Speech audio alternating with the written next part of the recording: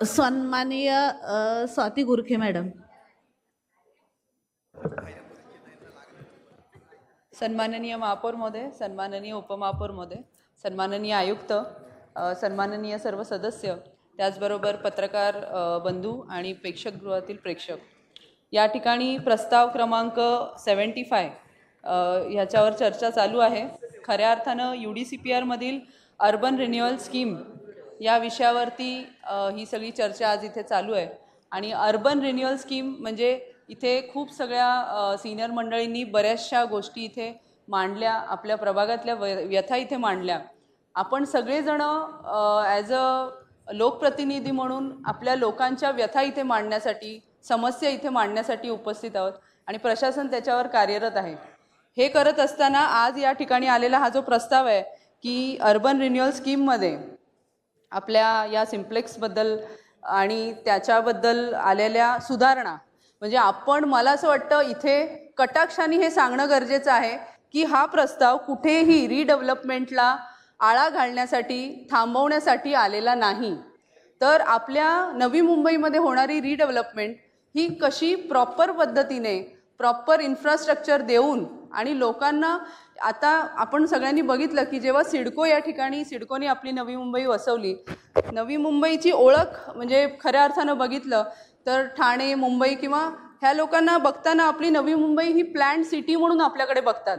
आणि planned city म्हणून जेव्हा बघत असतात त्यावेळेला मला आठवतं, मी 83 मध्ये आम्ही CBD मध्ये राहायला आलो, त्यावेळी आम्हाला ते जे रस्ते होते ते एवढे भव्य वाटायचे, कारण त्यावेळी सायकल होत्या, त्यावेळी एक सिंगल एखादी कोणाकडे तरी गाडी असायची आणि आम्ही तिकडे अर्धा रस्ता आम्ही खेळण्यासाठी वापरायचो आणि एखादी गाडी त्या रस्त्यावरनं पास व्हायची, तेव्हा असं वाटायची एवढ्या मोठ्या रस्त्यांची काय गरज आहे. पण आज जेव्हा ती सिटी डेव्हलप झाली कालांतराने, आज 40 वर्षानंतर त्याची अशी परिस्थिती आहे की त्याच सेम रस्त्यावरती आज गाडी जायला सुद्धा जागा नाही आहे, कारण दोन्ही साईडला पार्किंग आहे, सोसायट्यांमध्ये पार्किंग नाही आहे. आणि खऱ्या अर्थानं अशाच प्रकारे सिटीज डेव्हलप होत राहतात.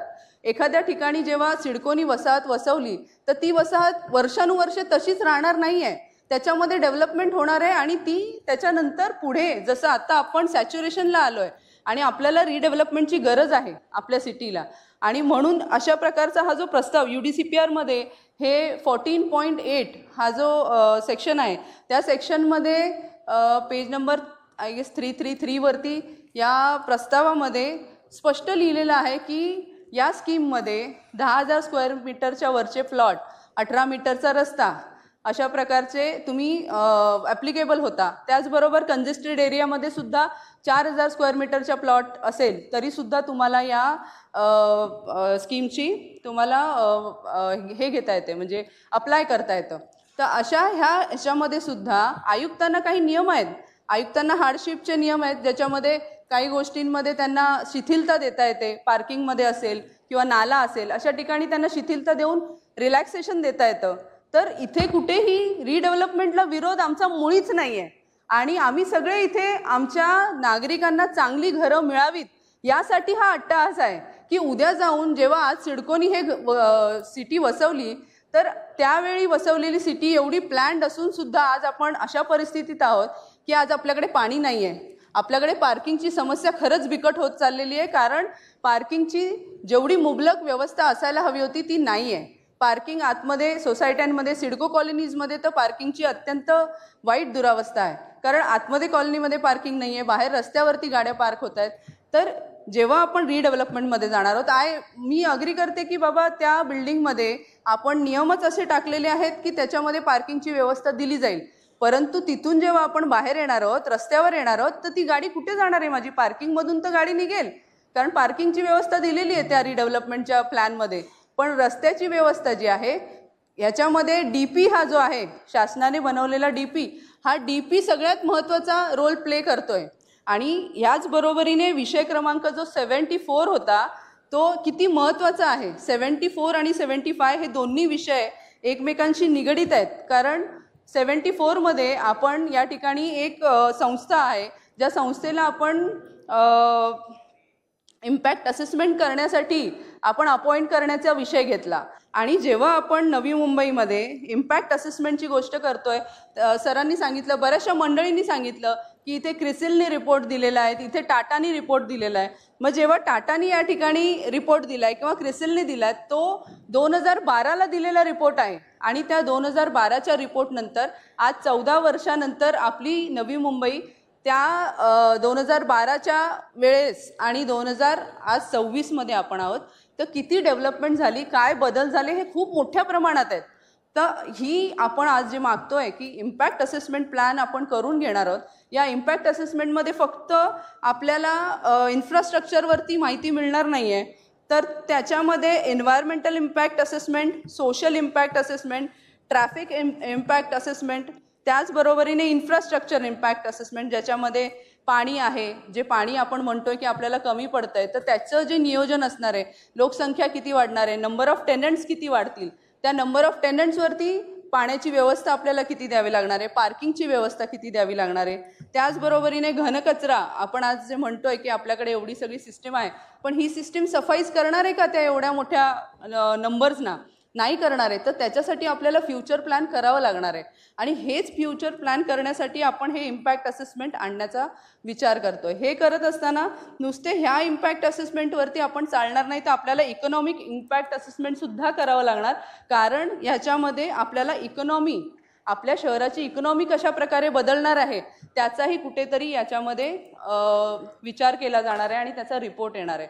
हे सगळं करत असताना मला असं वाटतं क्रिसिलनी दिलेला रिपोर्ट आणि टाटानी दिलेला रिपोर्ट, या रिपोर्टच्या आधारे आपल्याला जे इम्पॅक्ट असेसमेंट बनवायचं आहे त्या प्लॅनिंगच्या हिशोबाने आपल्याला URL स्कीम ही कुठे कुठे वापरायची आहे. कारण आता काय होतं आहे, URL स्कीमच्या अंडर एखादं प्रपोजल आलं आणि ते साहेबांकडे गेलं आणि त्यांच्याकडून डिपार्टमेंट म्हणजे तुमची जी कमिटी आहे हाय पॉवर कमिटी, त्या हाय पॉवर कमिटीकडे गेल्यानंतर तुम्ही तो निर्णय घेताय, परंतु हॅपझार्डली जिथे तुमचे प्रपोजल्स येत आहेत त्याप्रमाणे तुम्ही ते प्लॅन करताय. पण असं न करता जर का त्याचा एक बेसिक प्लॅन असेल ज्याच्यामध्ये नवी मुंबईमध्ये कुठल्या कुठल्या ठिकाणी ह्या URL स्कीम वापरल्या जाऊ शकतात. कारण UDCPRमध्ये तुम्ही बघितलं 14.8मध्ये तशा प्रकारची तरतूद आहे की आपल्याला अर्बन रिन्युअल प्लॅन हा तिथे तयार करायचा आहे. अर्बन रिन्युअल प्लॅनमध्ये आपल्याला पहिलेच प्लॅन करायचं आहे की हे कंजेस्टेड एरियाज आहेत आणि हे कंजेस्टेड एरिया आम्ही URL स्कीममध्ये घेणार आहोत. आता हे URL स्कीममध्ये घेत असताना जसं आता अमेंडमेंट आली की आपल्या सिडकोच्या कॉलनीज असतील, बाकीच्या सोसायट्यासुद्धा त्याच्यामध्ये इन्कॉर्पोरेट होऊ शकतात. तर होऊ शकत असतील तर त्या प्लॅनमध्ये तशी अमेंडमेंट करून आपल्याला आयुक्तांना ते अधिकार आहेत. त्याच्यामध्ये स्पष्ट लिहिलेलं आहे UDCPRमध्ये की आयुक्तांनी अशा प्रकारचा एक प्लॅन रेडी करावा, अर्बन रिन्युअल प्लॅन रेडी करावा आणि तो इथे सगळे बसलेले आहेत जे या पूर्ण नवी मुंबईचे सगळ्यांचे लोकप्रतिनिधी इथे बसलेले आहेत. त्या लोकप्रतिनिधी त्याच्यावरती सजेशन्स द्यावे आणि त्याच्यानंतर हा अर्बन रिन्युअल प्लॅन फायनल केला जावा.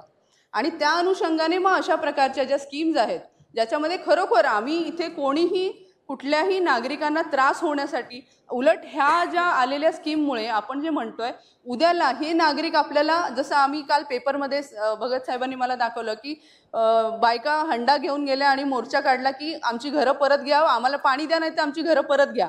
अशी अवस्था उद्या आपली होणार आहे आणि ती अवस्था टाळण्यासाठी आपला हा अशा प्रकारचा प्रस्ताव आहे. हे करत असताना या अर्बन रिन्युअल स्कीममध्ये बऱ्याचशा गोष्टी, बऱ्याचशा अटी आहेत आणि मला असं वाटतं या नियमांचं इथे आपण डिस्कशन करून आपण ते चेंजेस नाही करू शकत. कारण ते काहीतरी तज्ज्ञ मंडळींनी काही प्लॅनिंगनुसार आणि काही अभ्यासानुसार केलेले नियम आहेत आणि कुठलाही नियम येत असताना त्याच्यामागे एक स्टडी असतो. तर तो स्टडी आलेला काय आहे हे अंडरस्टँड करण्यासाठी जोपर्यंत आपण तज्ज्ञ मंडळी इथे नेमणार नाहीत तर आपण हे असं रँडमली डिस्कशन करून या गोष्टी फायनलाइज करू शकणार नाही. तर मला असं वाटतं हा जो 74 आणि 75 जो प्रस्ताव आहे ह्याच्यामध्ये सगळ्यात महत्त्वाचा भाग आपण एक म्हटलं की ती कमिटी फॉर्म करणं आणि दुसरा आहे की HPC हाय पॉवर कमिटी, ज्या कमिटीकडे या URL स्कीममधल्या सगळ्या प्रस्ताव जे आहेत ते HPC कमिटीकडे जाणार आहेत. आता ती कमिटी जी आहे त्याच्यामध्ये शासनाची सगळी मंडळी आहेत, त्याच्यामध्ये कुठलाही नवी मुंबईच्या लोकप्रतिनिधींमधली कोणीही जबाबदार व्यक्ती त्याच्यामध्ये नाही. त्याच्यामुळे आम्ही काय बेसिसवरती हे म्हणणार की बाबा आमच्या गेलेलं जे प्रपोजल आहे त्याच्यामधल्या खऱ्या त्रुटी, आमच्या नागरिकांचा विचार करून केलेल्या गोष्टी ह्या तिथे कशा त्या टेबलवरती तात्पडल्या जातील. तर याच्यासाठी खऱ्या अर्थानं जर आमच्या शहराचं भविष्य ठरवताना नवी मुंबईच्या नागरिकांचा थेट म्हणजे लोकशाहीचा आवाज निर्णय घेणाऱ्या त्या टेबलावरच नसेल तर मग आमच्या या लोकप्रतिनिधींचा अधिकारावरती खऱ्या अर्थानं तुम्ही ते गदा आणण्याचा प्रयत्न करताय. आणि ह्याच्यासाठीच हा जो अनुसूची 1 आपण या ठिकाणी मांडलेली आहे, शासनाकडे आपण रिक्वेस्ट करतोय की आम्हाला ह्याच्यामध्ये चेंजेस करून द्या. आम्ही म्हणत नाही आमचा URL स्कीमला बिलकुल विरोध नाही, कारण URL स्कीम हीच आपल्या नवी मुंबईला चांगल्या प्रकारे डेव्हलप करण्याला कारणीभूत ठरणार आहे. जेव्हा क्लस्टर निर्माण होणार आहे त्या क्लस्टरमध्ये बऱ्याचशा गोष्टी आहेत ज्या प्लस आहेत, बऱ्याचशा गोष्टी ज्या मायनस आहेत आणि त्याचाच अभ्यास करण्यासाठी हा अशा प्रकारचा इथे प्रस्ताव आहे. तर मला असं वाटतं सगळ्यांनी अंडरस्टँडिंग लेवलला जाऊन प्रत्येकाने आपला आपला विचार न करता आपल्या नागरिकांचा विचार करूया आणि या स्कीमला आपण मान्यता देऊया. धन्यवाद.